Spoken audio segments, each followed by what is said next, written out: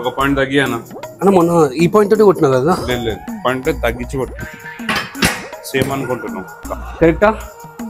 Hip లేపు, back లేపు, right. ఇప్పుడు అన్న కరెక్టా? పొజిషన్ పోతుంది. ఇప్పుడు అన్న కరెక్టా? Breath in, breath in, breath out, breath in. అన్న కరెక్టా? ఎస్ కరెక్టా? అంతే అంతే. అన్న ఒక్కసారి ఇక్కడ నువ్వు చెప్పినట్టు అన్న, నువ్వు చెప్పినట్టే కొడతా. ఎందుకంటే ప్రతిసారి ఏదో ఒకటి పెడతావు అన్న.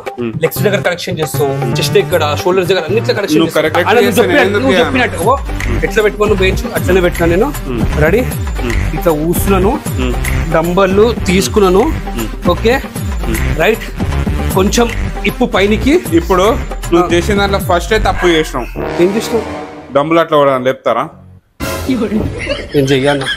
నువ్వు మంచిగా అన్నా, ఇంత పర్ఫెక్షనిస్ట్ ఉండొద్దు అన్న, నిజంగా చెప్తున్నా. మంచివి నీకు ఇంజురీ అవుతుందని అయితే కానీ, ఇంజురీ అయితే కానీ ఏమన్నా కానీ చిన్న చిన్న మిస్టేక్స్ అన్న. మొన్న లెగ్స్ కొడుతుంటే ఇట్లా పెట్టినాను, ఇట్లా జరిపినా ఉంటా అంటే ఇది ఆ పొజిషన్ కూడా ప్రాబ్లం క్రియేట్ చేస్తుందా? షోల్డర్స్ ఇట్లా కొడుతుంటే కానీ ఇట్లా జరిపినాను కొంచెం. అట్లనే అదే కదా మనకు సేఫ్ పాయింట్.